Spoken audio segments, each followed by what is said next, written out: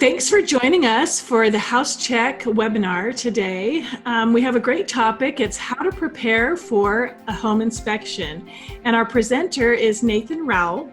What a great topic this is for us. For any homeowner who just wants to maintain their home, or they're planning to buy or sell a home.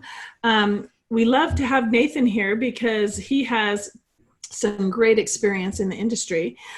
He joined HouseCheck back in February, and he's recently been promoted as the National Director of Training and Development for HouseCheck. And so what that means is he's over all of the policy development and content development, and he's in charge of onboarding all the AEs and inspectors and getting them trained in the proper HouseCheck inspection way. So we're excited to have Nathan here. One great thing about Nathan is he is a home inspector, and he's done over 2,000 inspections over the last decade. So we're really glad to have you here, Nathan. Thanks for joining us. And we're excited to hear what we can do to prepare for a home inspection. And any of the attendees, if you have questions, at the end of the presentation, Nathan will be answering any questions. So please submit them, and we'll cover those at the end. So take it away, Nathan. All right. Well, thanks, Karen. I appreciate it. So we'll get started right away. So the topic of today is kind of what to expect when you're hiring a home inspector, and what are you looking for in a good home inspector? So kind of a dual part question. I'm going to read through, I've got kind of an outline, so I'm going to hit three different parts in this, or kind of three different parts of this presentation. The first is going to be, and I hate to say this is one of my favorite parts, but it is something that comes up all the time. So it's something that I have a conversation with a real estate agent, I don't know how many times a week about this, but some of the pain points about what we have experienced with previous home inspectors. So when I introduce myself as a home inspector, these are some of the questions that we get, and we've done some of the research on those pain points. Then we're going to talk about some expectations with the home inspection, what a good home inspector is going to do. And then we're going to talk about some characteristics of a good home inspector and a couple limitations as well. So we'll get right into it. First of all, with pain points, one of the biggest things that I hear is the other A word, the alarmist. We want to make sure that if you're hiring somebody, that they're not pitching things in a negative light, they're not speaking down to a home, they're not blowing up something out of proportion. The biggest word, or the most common word I hear is that a home inspector has been an alarmist, that they are being unnecessary with their critique with the home. Another one is that a report is difficult to read, or it's poorly laid out. I've seen some reports, and I'm sure you have too, from an inspector where it's outdated software, it's really wordy. A good home inspector is really going to focus on giving you the right information, but doing it succinctly. So it's not something that it's really wordy. There's a ton of information you just don't need in the report. They're showing off with something that they're saying. That's signs of something that's not well written, and it doesn't help anybody in the end. It's hard to read. There's a lot of jargon. The delivery and the delay. I'll give you a personal anecdote on this. I live in Austin, Texas. It's like Disneyland out here. We'll get 30 offers on a house sometimes. If you're getting a report 3 days later, and there's 30 something offers on the home, there's going to be an issue. You might have a 5-day or a 7-day option, just depending on how hot that market is. What area of town it is, how urgently they need to sell or your buyer needs to buy. So getting a report in a timely manner is something that a good home inspector is going to ensure. And then the last one is that information is just not conveyed. Maybe there's no educational piece. Maybe they say, hey, here's a bad inspector is going to say, hey, here's a report. See you later. I did my work, collects a bill, and then you never hear from them again. A good home inspector is going to take the time to make sure that your client is educated, that they understand the home and the property that they're purchasing, and that if there is any follow-up, that they're available for that time. So let's talk about some expectations. The inspection process, the type of inspector, promptness, things like that. So a good home inspector, these are kind of, and this is based on Texas, but this is kind of a general idea. This applies nationwide as well. So we'll break it down into a couple categories: structural, electrical, HVAC, plumbing, appliances, and then any optional systems that come with the home. So first of all, with structural, a good home inspector is going to inspect every square foot of the interior and the exterior. They're not doing a flyby. They're not glancing at part of the home. They're looking at every corner, every crevice of the home that they can access. And we'll talk about limitations here in a minute, but everything that you can get to and see, you want to make sure that you're noting and assessing if you're a good home inspector. Using clear location descriptions, condition statements. So anything that, if it's the left side of the house, the back left corner, you want to be descriptive. I should never have to go on an Easter egg hunt to find something in a house that's in a report, right? If I'm a real estate agent or a buyer, a good home inspector is going to call out where that deficiency is or where something lies, so that way you have a little bit more information. Walking all accessible roofs. Now we'll set some limitations there, of course, within reason. If you don't have to tie off, there's obviously some OSHA standards for a lot of roofers. Most home inspectors are not going to carry a harness around or tie off. That's going to be a roofer's responsibility. But any accessible roof, a one-story roof, something that should be walked, having the right equipment to do so, taking lots of photos. Crawl spaces as well, if it's accessible and you can get under the home, that's part of a home inspection. So a good home inspector is going to get under there. And especially those areas like a crawl space under a home or a roof or an attic space where a homeowner is not typically going to go and they probably won't want to follow you on a walkthrough. That's a great location to take tons of photos and put those into an inspection report. So a good home inspector, especially for areas that are tougher to access, lots of reference photos just to show you what you're looking at in the purchase of the home.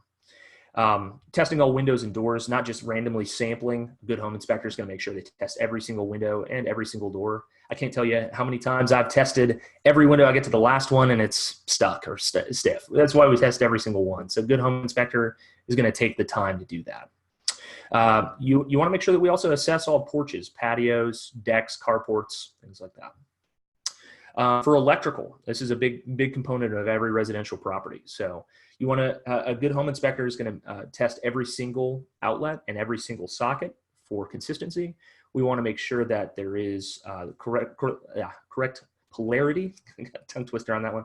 The polarity is correct for every outlet, so you don't have any hot and neutrals reversed. We have grounding present at every outlet, and then all electrical breakers, wiring size is to design and up to code standards. We want to remove dead fronts and photograph electric panels. So if there's any evidence of previous problems, if we have any breakers that are humming or making strange noises, things that could be a sign of other problems to come, could be a fire hazard issue, loose or not secured breakers into a junction box. All of this stuff is really important information to record and capture in a home inspection report.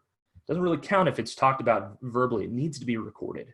So a good home inspector is going to take the time to make sure that they put all that and capture those notes into a home inspection report. And then finally, I've talked about strange noises, but any smells, if you smell overheating, if a wire is burning, or if you see smoke anywhere, that's not a good sign. So calling for further evaluation if we find any of that. The HVAC system, so the heating, ventilation, and the AC. We want to make, in Texas, we have what's called a split system. So the same equipment would have an exterior condenser and an air handler. One is outside, one is usually in the attic or in a contained closet somewhere in the home. We want to test both the heating and the cooling depending if on the weather outside. Sometimes it's too hot or too cold to test the cooling or the heating, depending on what system you have. Also, depending on your region, you might, if it's 15 degrees outside or in the winter, you're probably not going to be testing the cooling. So there are some limitations built into that. But by every effort, if the outside weather permits and the system is active, you want to record the heating and the cooling temperature. It's important to get what's called a differential. So a good home inspector is going to take the differential of the air going into the supply, or out of the supply rather, and then back into the return. So basically the air returning to the system versus coming out of the system after it's been conditioned. They call that the differential or the delta T in the HVAC industry. Measure that to make sure for consistency, and we're also checking to make sure that you have adequate air. If it's not adequate enough, it's going to take a long time for the house to heat or cool. So that's something that good home inspector is going to take the time to really record. More and more, the industry standard is moving towards thermal imaging. So a good home inspector will carry some kind of instrumentation to measure this beyond just a thermostat or something basic to really get the exact temperature of the air coming out of that register at every single location. We want to visually identify any damage of equipment to duct lines, and report any leaks, any discoloration, especially if you live in a humid area. Now, if you're in Arizona or a dry part of the country, this might not be as much of a concern. If you live in Texas, especially Houston or something like that, or if you live in Florida or a coastal state, this could definitely be an issue where there's more moisture in the air. Mold and organic growth is something that we find commonly when there's condensation on the outside of ductwork, the air handler, anywhere in that HVAC system. So that needs to be identified because that can be a health concern down the road. Plumbing as well. I want to talk about plumbing. This is another one, we call it our big four, but because some of these repairs can be costly. So it's important to identify this stuff. Leaks in supply valves, any pressure issues or leaks at the hose bibs on the outside of the home. We want to record the static water pressure, which means nothing in use, a meter on the line, testing the static pressure to make sure it's within the allowable range, about 40 to 80 pounds per square inch. Would test drain functionality as well, report any slow drains. That's really important. That's basic information, but it's again, you want to make sure that you're capturing that. So a good home inspector is going to take that. It really is, when we say report, we mean it. You want to report into the software that you're using, into the document. So it's very specific to the home. You don't have general information. Specific is terrific, is what we say. So visual identity, or visually identify any damage to the equipment or accessible duct lines. We talked about a second ago with HVAC. It's the same thing with plumbing. If we're finding anything that's damaged, or if there's a line that is exposed on the outside of the home, it's prone to damage as well. So you want to note that as well as a good home inspector. Finally, appliances. Now, this is all over the map. There's so many different residential appliances in a kitchen and throughout a home. But standard items that are going to be inspected by a good home inspector include a dishwasher, a disposal, a range hood, any ranges or ovens. I'm kind of reading the list here. Microwaves, bath fans, garage doors. There's a lot, right? But the condition as well as the performance of these statements is important. So make sure that a good home inspector is going to have a checklist for those. Some states mandate what has to be checked. So there's a standard of practice. And it might be a good idea to ask them, hey, do you check this? Do you check this? It's just kind of a quality assurance measure. Hey, is this person really doing their due diligence, or are they just kind of looking at it and saying, looks good? Make sure you're getting into a home inspection where you hire a home inspector that's going to do their due diligence on that. Testing a full cycle for the dishwasher, running the range hood for several minutes, testing an oven between 350 and 400, and having some kind of a meter or a thermometer, oven thermometer, pardon me, that actually tests to make sure that it's calibrated. Having an LED microwave tester to make sure that microwaves are present. Ensuring that the dryer vent is not blocked, that there's not any lint. It's actually one of the #1 causes for house fires in America is lint that blocks a dryer vent. It's highly flammable, and when you add heat to something that's highly flammable, you can do the guesswork on that. So absolutely, we want to make sure that we are testing all of the or looking at visually inspecting, but also testing as much as we can when you're on site. That's what a good home inspector is going to do every single time. Now, I mentioned optional systems. Optional systems, what would that be? So those include stuff that's not standard to a home, like a sprinkler or pool, maybe an outbuilding, a shed that has electrical and plumbing, sprinkler systems. If we've got a septic system, wells are pretty big in more rural areas, as well as septics. So doing a visual sign on those. Now, remember, a home inspector is going to be a generalist. So we still want to have some standards of practice, so let's talk about some of those kind of baseline things they need to be checking. So for a sprinkler system, you want to make sure they're running every single zone. They don't just run it randomly and then go look. And any heads that are broken, any areas you don't have head-to-head coverage where there's parts of the yard that are not getting watered, we want to call out what zone it's at and then approximately where it's at in the house. So that information, again, just recording specific is terrific. We want to make sure that if we're going to call that out and bring somebody out to fix it, that the contractor is easily able to find it, say, oh, that's great. It's really good information. I can make that adjustment, replace that head, whatever it happens to be. So that's great. Assessing the visual condition of a pool, especially the surface and the pool pump equipment. That's really important. Those are really the big ticket items. Resurfacing a pool is not fun, and it's usually a 4, sometimes 5 digit expense. So it can be really expensive. Ensure that there's proper pool gate. That's a big thing. There's all kinds of codes that are limited about what the specifications for a code, the height of the lock, the way that the gate swings.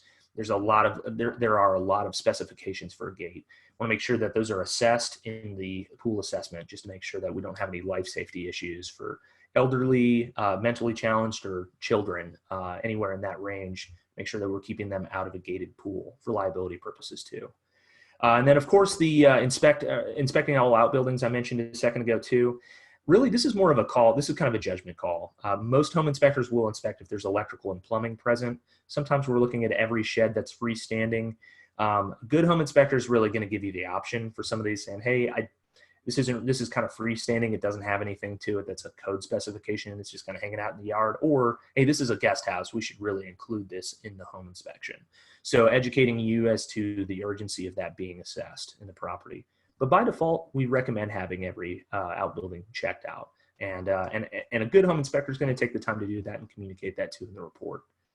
So let's talk about some characteristics of a good home inspector, and then we'll set it up for some questions here in a minute. So, of course, somebody that listens, they're providing education. I mentioned that. It's not just a report. It's an education piece.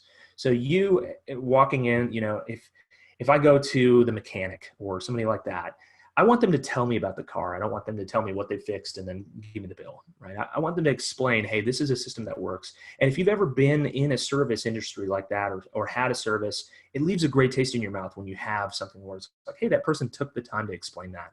That's what a good home inspector is going to do. Somebody that really enjoys their job, enjoys seeing people get and understand the material that's being taught and being discussed. It's really important. Somebody who's patient and fair in their verbal assessment. We talked about an alarmist. You do not want to hire somebody that's constantly scaring people away from buying a home or giving them way too much information where it's overwhelming. Just getting to the point, being succinct, and giving them steps on how to fix things or helpful hints for next steps as well. Professional appearance. We want to make sure that you're groomed. I guess is the best word to say there. Now, this isn't it's not a corporate setting. It's somebody in the field, but shirt tucked in, showered within the last day, wearing a uniform, basic standards on this stuff, just making sure that they're not offensive or unprofessionally dressed or in their appearance. There's not a lot to ask. So for somebody to not be professionally dressed in a field job like this one for a home inspector is just unacceptable. And it usually tells you a little bit more about the individual and what you're going to expect if they're not dressed properly or if their appearance is not to snuff. So, and then the last thing is personability. I joke about needing a counseling degree sometimes in this job because there's just so many human elements with it, right? And people are freaking out about buying a house, and a lot of times you're talking them down from the ledge and just, hey, approaching things methodically. It really is one of those trades where it's not just about what you know. It's how you present the material. That's probably more than 50% of the job itself is how do you present this material and how do you report this material to the client. That's presentation is everything for liability and just for experience in the purchase of a home. So we'll talk real briefly about some limitations and then get to my favorite part, Q&A. So first of all, just a couple limitations. Attics can really only be walked if they have a platform. Just keep that in mind. We're not walking across joists or a good home inspector is not going to uproot loose insulation or try and move around or do gymnastics in an attic space. So just keep that in mind. A lot of times they're only going to where they can access or they can see and walk safely. Crawl spaces can really only be entered if you've got proper clearance. If there's no wildlife present, I'm not getting in a crawl space that's got a snake, unfortunately. And we tell our inspectors and every good home inspector is going to make this assessment. If it's a life safety concern for the home inspector, we need to make that a limitation. And so a good home inspector is going to take the time to make sure that those limitations are stated in the report. I didn't get under here because there is the presence of whatever, or I cannot get under the home.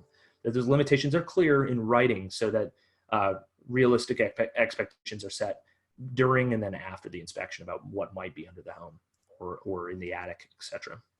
And then standing water was one other concern too for a crawl space. If there's standing water with exposed electrical, that's considered an unsafe location. A lot of times an inspector is not going to crawl in that location. So areas of a home that are blocked by personal goods. Now you've probably seen this before. A home is staged or they're not quite, the seller's not quite moved out. In that setting, what we're looking for is just making sure that we have a statement that documents, hey, there were some couches in the way, or there's a bed in the way, or they've got a rug down. Weren't able to see the floor. Even a general statement that says, hey, the house is lived in. We weren't able to see every component of the Just setting those expectations of I'm not Superman. Unfortunately, I can't see through the rug to see if there's water damage or if they're concealing something. So we can only see we can only inspect what we can uncover and see. And then all residential components that are not visually accessible are not generally assessed. So if there's outlets that are blocked, anything like that we can't get to, those are usually omitted. A window that cannot be accessed because it's behind an armoire or something like that. It's another great example. So those are just some basic limitations. We always like to do our due diligence, and a good home inspector should. If it's something light that they can move out of the way, they'll want to move that and get to it. But so those are some limitations. I hope you learned something today, or maybe something that was discussed, or maybe it triggered a question. So I'll go ahead and open it up for Q&A at this time. Thanks, Nathan. That was great. There were a few questions. The first one was, how does a good inspector present bad news without blowing up a deal? Great question. So we talked about that alarmist, right? There's really two components to this. So having a clear direction as to what needs to be done. So just being succinct, of course, stating the problem, and then stating a resolution if the home inspector knows. If they don't, they say, the first step is we need to talk to, and then fill in the blank for the contractor. Remember, a home inspector, again, is not a specialist in any of these areas. They're a generalist. So you can think of them as a doctor, they'd be like a general practitioner, right? So they're going to send you to a specialist based on what they might find or some red flags that they're looking at. So same thing with a home inspector. So they want to calmly approach this and say, hey, everything is fixable. Here is the implication of that. Here's what it could be, and here's what it might not be. We need to find out a little bit more. So I'd recommend that we do some homework on this. So instead of saying, oh, it's definitely this, or it's no big deal, that further investigation piece and doing your due diligence is really important. So also, if you're doing an inspection for maintenance, how often should you do a home inspection? Good question. So this is based on, so you're asking about a maintenance question. Can you read the question one more time? How often should you get a home maintenance? Yeah, good question. So not a lot of people, I'm going to be totally candid with you, not a ton of people get maintenance inspections, but I don't understand why. You get a physical every year, you go get your health checked up when you go to the doctor. It's a great idea. And it's something that a good home inspector is going to be out there every couple years or so, or less, depending on what they offer. If they've got something where they've got some metrics or some equipment that they can run every month, or they've got some partnerships with a pest company or a lawn company or a siding or a roof company, it might be worth having them out there every year. On average, though, about 2 to 5 years is a good mark. Anywhere in there, just depending on the age and the condition of the home, things that might go wrong. Also the size of the home, too. If you've got a giant home, it's probably worth getting somebody out there every year just to do a maintenance check on all your HVAC system, your plumbing, your electrical components, doing some load tests, checking out the roof, checking out siding, windows, things like that. So. There was a question, should all home inspectors inspect for termites? Good question. So depending on your state, there's a couple of limitations. So in Texas, you need to have, and I always use my home state as the first one. Sorry, keep referencing Texas. We're a lot more regulated than a lot of states. So the Department of Agriculture regulates that license. You actually have to have a certified pest applicator or technician license in order to get started as a termite inspector. It is, in states that don't regulate it, it's a no-brainer, absolutely. They should be looking for signs of what we call wood-destroying organisms or insects, reporting those. If there's a standard state form, filling it out that way. And if there is any licensure that they're telling you and they're providing that information with their license number and the mandated form, so you don't have any questions from your loan or your lender, rather, so that it's state compliant, especially for VA or FHA loans. This is critical. We've got to make sure that we're dotting our I's and crossing our T's, because the military is for real about that, and the FHA can be too. So. Okay, and what do you enjoy having the homeowner present for a home inspection? I was just curious about that. Do you like having the homeowner if they're selling a home? Is that helpful in the deal? Yeah, great question. So this is a really big variability. I was just on the line with our team in Philadelphia yesterday, and we were talking about this. And so this is market by market. In Texas, I'll refer back here again, it's pretty standard that they'll come at the end of the inspection. So we do a walkthrough of all our things at the very end. So our focus is on the client or on the home at all times. Some markets, it's really common to have the client present. Now, A good home inspector is going to give you the option. They're going to say, hey, you can join me at 3 o'clock when I arrive, or you can come around 5:30 when I'm wrapping up and getting everything done. So, it'll give you the option there. Just keep in mind when I am on site, I'll be writing a report. My first attention has to be to the home, but I'm happy to answer any questions as we're going through. So it's a good home inspector is really going to give you the option. And it really depends on what's standard and kind of what real estate agents are expecting in that local market. That's great. Well, that was such great information, Nathan. We sure appreciate you coming and sharing with us how to prepare for a home inspection. And we just want to invite everybody to check HouseCheck.com for upcoming webinars and stay tuned. And thanks again, Nathan, for joining us. Thanks, everybody.